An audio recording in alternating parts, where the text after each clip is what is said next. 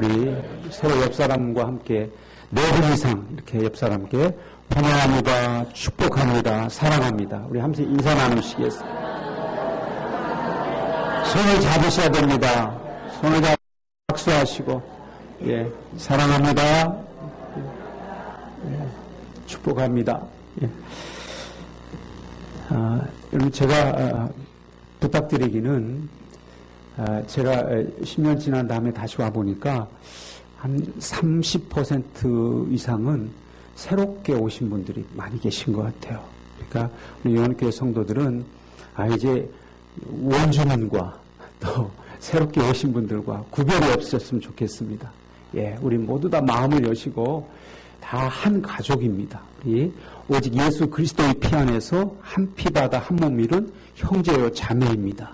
예, 그렇기 때문에 환영하시기 바라고, 또 마음을 다 여시고 우리 가족이다, 우리 성도다, 하나님의 가족이다, 그런 마음으로 살으셨으면 좋겠고, 또 이제 고향으로 돌아오셨건 아니면 또 이곳이 참 살기 좋은 고장인 것 같아서 결정하셔서 또 그런 분들도 다가오시기 바랍니다. 그냥 이분들이 더 다가와서 우리를 환영했으면 좋겠다라는 데서 멈추지 마시고, 여러분 또 다가오셔서 서로 몸 나누시고 그러셨으면 좋겠습니다. 그래서 서로 다가가고 서로가 마음을 열어서 한 마음 되는 그런 살기 좋은 삶의 공동체로서의 교회, 또 그런 우리 신미, 또 충주가 될 수 있기를 바랍니다. 예, 그런 의미에서 서로 다시 한번 환영합니다, 인사 나누시겠어요?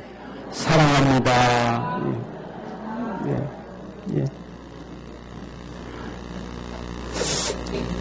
예. 그렇죠? 좋죠? 예, 그렇습니다. 마음을 열고 환영하면 우리 마음이 넓어집니다. 예, 넓어져요. 지난주에 치유에 대해서 말씀드렸습니다. 이번 주도 우리가 치유에 대해서 마음의 병, 마음의 상처, 마음의 왜곡된 것들을 우리가 바르게 잡아야 인생을 바르게 살아갈 수 있습니다.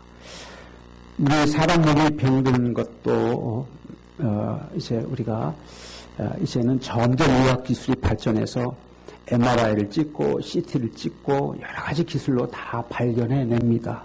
그런데 육신의 몸을 진단하고 치료하는 기술만큼, 의술만큼 사람의 마음을 치유하는 그런 치유는 쉽게 더 발전되지 않는 것 같습니다. 마음의 병은 참 깊고도 깊어서 말로 받은 상처이든 아니면 어떤 관계에서 받은 상처이든 그 상처가 깊이 패여서 일평생을 그 아픔을 가지고 그 아픔을 부여잡으면서 슬픔 가운데 왜곡된 삶을 살아가는 경우가 너무나 많습니다.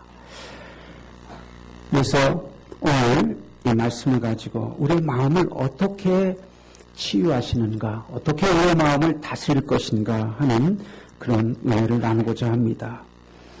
제가 신방에서, 성도들의 가정의 신방에서 기도 제목을 물으면 성도들은 대부분 제 몸이 많이 아픕니다, 제 육신을 위해서 치료기도 해주세요, 우리 자녀가 아직 결혼을 하지 못했습니다, 자녀의 결혼을 위해서, 배필을 위해서 기도해 주세요, 또 아직 우리 형제가 믿지 못하고 있는데 믿고 구원받도록 기도해 주세요, 그런 제목은 내놓으세요. 근데 그것이 잘못된 것이 아니라 그것이 또 필요한 기도의 제목이기도 합니다.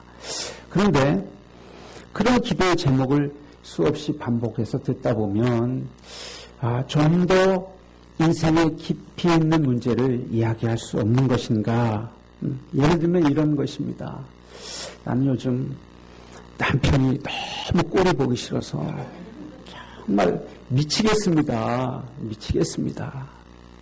또 아내가 점점 이제 아내와 마음이 멀어져서 내 마음속에 두려움이 있습니다, 그런 말이나, 또 인생이 피곤하다, 인생이 왜 이런지 난 피곤하다, 또 나이 들어서 이제 사춘기가 오면 나는 이제 인생의 제2의 사춘기가 온 것 같다, 이런 그런 마음속에 있는, 나는 외롭다든가 그런 마음속에 있는 진실한 고백을 기도의 제목으로 내놓는 경우는 거의 없습니다.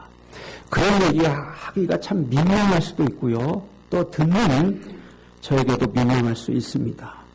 그러나 우리가 인간 문제 고백한다 할지라도 그것이 또 치료받을 해결될 보증은 없는데 내가 그걸 내 마음속에 진실한 것을 이야기했다가 그것이 혹시 치유되지 않고 회복되지 않으면 내 마음속에 있는 것만 다 드러내서 수치를 또 입는 건 아닌가 하는 두려움도 있습니다. 그것이 우리에게 이제 문제가 있는 것 같습니다. 우리는 수치의 문화, 체면의 문화 가운데 살아왔습니다. 유교 문화가 그런 문화입니다.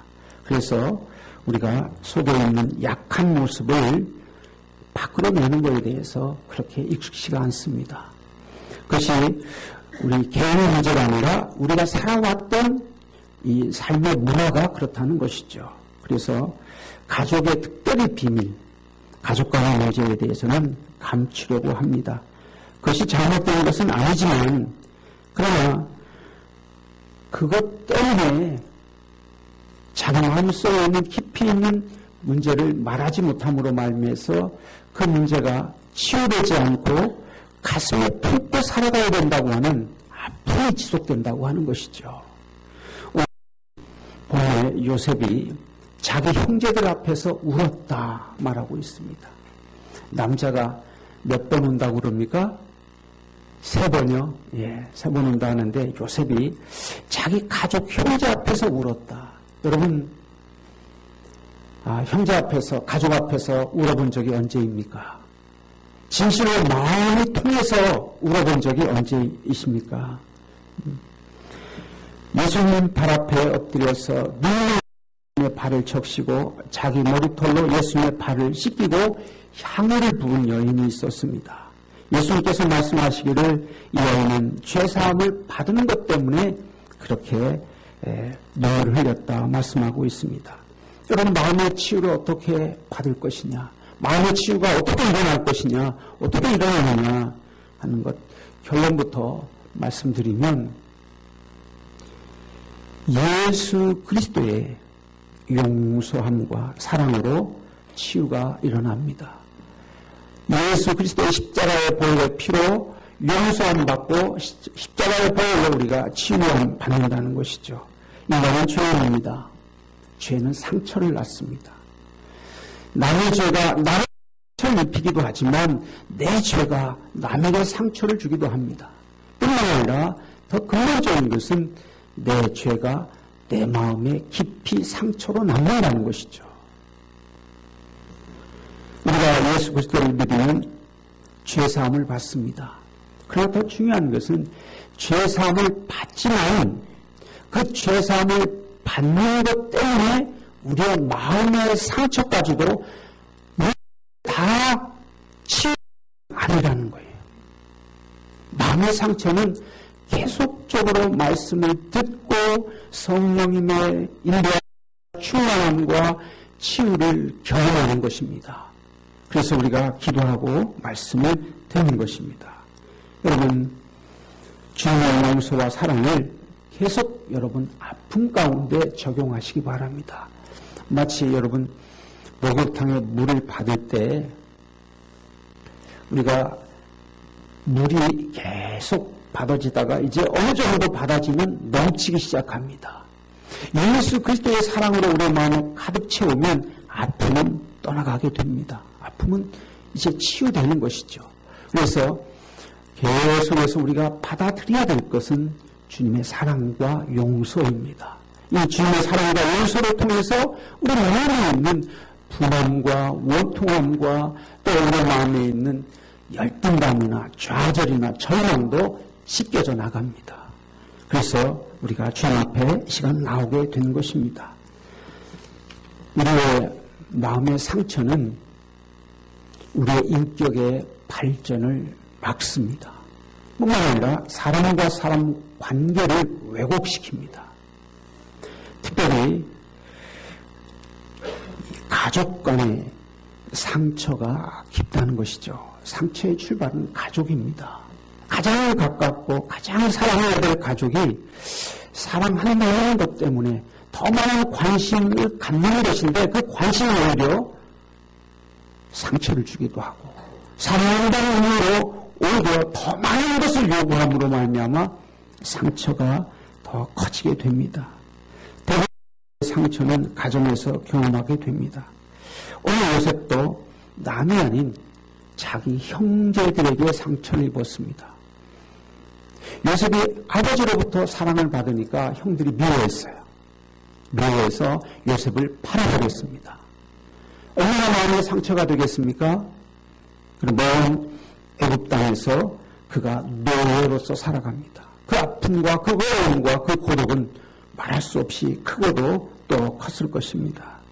그러나 오늘 그 노예로 팔려간 요셉이 애굽의 총리가 되고 또 애굽을 가난과 기근에서 구해내고 마침내는 멀리 고향 땅에 있는 형제와 또 부모를 모셔와서 그들이 편안하게 모실 수 있도록 배려까지 합니다. 요셉이 어렸을 때 꾸었던 꿈이 이루어진 것이죠. 모든 형제들이 다 자기 발 앞에 무릎을 꿇습니다. 오늘 아버지 야곱이 죽고 나자 형제들이 이제 두려운 거예요. 왜냐하면 아버지가 계실 때에는 아버지의 낯을 보아서 우리에게 복수하지 않을 텐데 이제 아버지가 돌아가셨으니 형제들이 이 요셉이 그 총리의 권력을 가지고 힘을 가지고 복수할 것이다 하는 두려움이 있어요. 두려움이. 그래서 지금 형제들이 모여서 엎드려서 요셉에게 잘못했으니 용서해달라고 그렇게 지금 애걸 하는 것입니다. 애걸 하는 거예요. 그런 형제들 앞에 요셉이 이제 아주 놀라운 말을 합니다. 놀라운 말을 해요. 아주 무슨 말을 하냐면 당신들은 나를 해하였으나 하나님은 그것을 선으로 바꾸사 오늘과 같이 만민의 생명을 구원하게 하려 하셨나이다. 이 말씀 가운데 용서받고 또 치유받고 건강하게 마음이 회복된 자의 건강함이 드러납니다. 요셉이 어떻게 이런 치료를 받을 수 있고 마음의 치유가 일어날 수 있었던가 하는 것의 핵심은 누가 요셉에게 상담해 준 게 아니에요. 요셉아, 너 마음 아픔 있지? 너 마음에 외로움이 있지? 너 마음 가운데 고통이 있지? 내가 너를 치유해 줄게. 그렇게 상담한 것이 아니라는 것이죠. 그런데 오늘 말씀 가운데 그런 우리가 아주 중요한 말씀의 핵심이 있습니다. 그러면 당신은 나를 해하려 하였으나 그것을 선으로 누가 바꾸셨다고 말씀하냐면 하나님께서 바꿨다고 합니다. 여러분 무슨 말이냐면 사람이 악한 의도를 가지고 악을 할지라도 하나님께서 그것을 우리에게 선으로 바꾸시는 하나님이십니다. 하나님께서는 선한 능력이 있다고 하는 것이죠. 악을 선으로 바꾸시는 하나님의 능력을 믿으시기 바랍니다. 예. 그걸 믿을 때 일어나는 그런 섭섭한 일, 악한 일, 괴로움 이겨낼 수 있습니다. 하나님의 선하심이 여러분의 삶 가운데, 여러분의 인생의 모든 계획 가운데 함께 하시기를 주의 이름으로 축원합니다. 예. 하나님을 사랑하는 자, 그 뜻대로 부르심을 받는 자들에게는 모든 것이 합력하여 선을 이룬다 말씀하고 있습니다. 하나님의 선한 서로에게 행하는 악한 일마저도 선으로 바꾸십니다. 이걸 요셉은 믿었던 것이죠. 나에게 지금 형제들이 내가 벌을 받았지만 하나님께서는 이 악을 선으로 바꾸실 것이다. 하나님을 신뢰하고 믿은 요셉의 삶을 통해서 우리의 현실의 아픔 가운데 그 아픔으로만 여기지 마시고 이 아픔을 선으로 하나님의 능력이 저와 여러분 가운데 있음을 믿으시기 바랍니다. 예. 그리고 우리가 설령 상담을 통해서 자기 내면에 있는 아픔을 다 다 서로가 고백하고 이야기하지 않다 하더라도 하나님의 성령을 깨달을 때 우리 안에 치유의 역사가, 변화의 역사가, 그런 아픈 상처가 나는 역사가 일어난다라고 하는 것이 오늘 본문의 말씀입니다. 두 번째로 우리가 언제 치유받을 수 있느냐? 사람이 철이 들 때 치유받습니다. 철이 들 때, 깨닫게 될 때, 인생이 뭔지 알게 될 때, 그때 문제가 문제시 되지 않게 됩니다. 문제가 해결되는 방법은 두 가지입니다. 하나는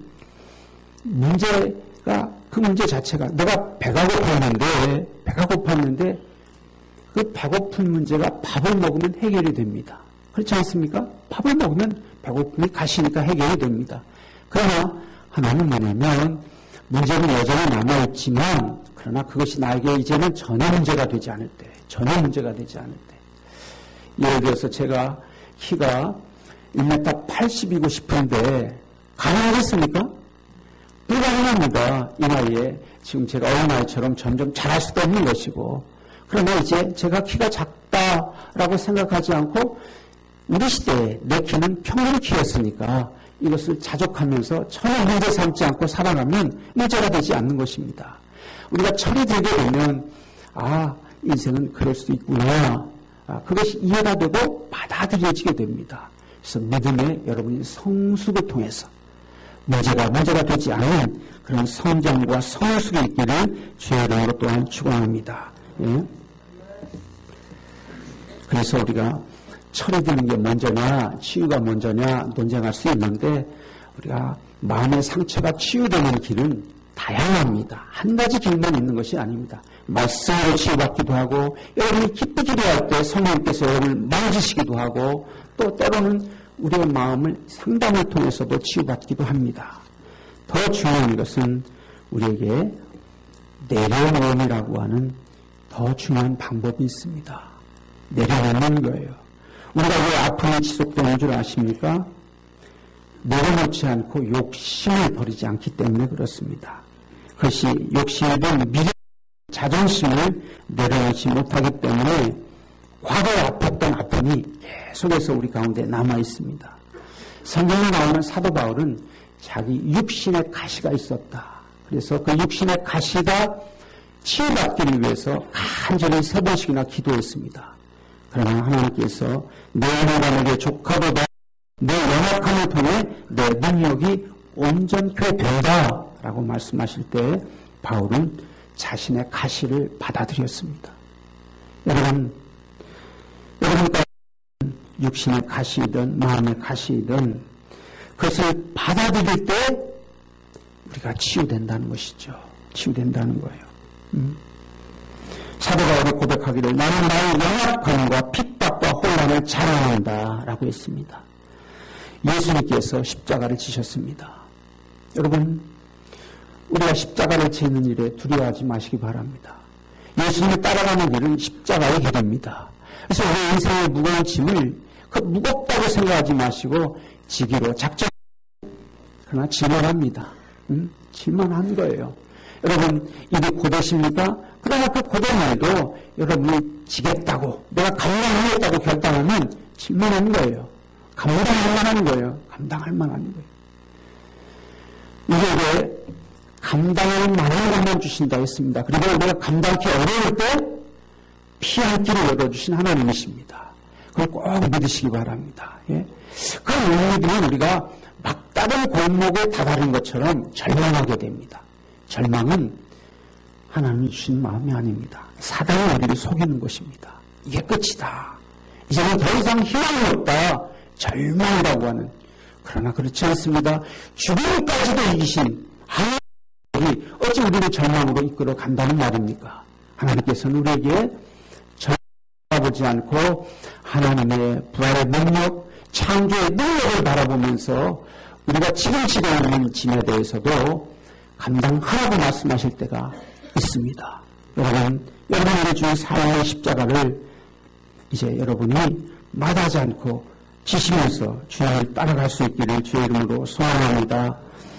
처음부터 우리는 거부하죠. 왜 나에게 이런 무거운 십자가를 줬는가? 나에게 왜 이런 남편을 만나게 했는가? 나에게 왜 이런 부모를 만났는가? 나는 왜 그리스도로 태어나지 않았는가? 나에게 왜 또 많은 부모를 만나지 못해서 이렇게 내가 알바하면서 살아야 되는가? 여러분, 그게 다 부질없는 남 탓인 거예요. 남 탓인 거예요. 라이너드 리버라고 하는 미국의 윤리학자이고 신학자가 이렇게 기도합니다. 제가 바꿀 수 있는 것을 바꿀 수 있는 용기를 주시고 바꿀 수 없는 것은 받아들일 고안을 주시고 그 둘을 분간할 수 있는 지혜를 주옵소서. 여러분, 우리가 바꿀 수 없는 게 부모를 바꿀 수 있습니까? 없어요. 제가 키를 바꿀 수 있을까요? 여러분, 바꿀 수 없는 것과 싸우지 마시고 받아들이시기 바랍니다. 받아들이고 받아들일 때 또 그 가운데 하나님의 능력이, 하나님의 역사하심이 나타납니다. 여러분, 마음의 상처가 치유됐다는 걸 어떻게 알 수 있을 것인가? 그것은 우리가 더 이상 아프지 않으면 치유받은 것입니다. 아프지 않으면 치유되는 거예요.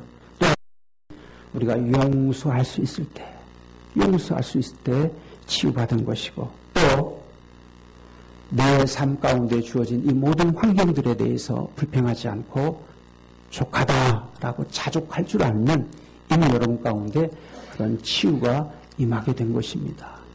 마음의 상처에 대한 문제가 우리의 삶을 더 이상 외롭지 않고 그로부터 자유할 수 있는 그런 은혜가 여러분 삶 가운데 있으시기를 주의 이름으로 축원합니다. 예, 기도합니다.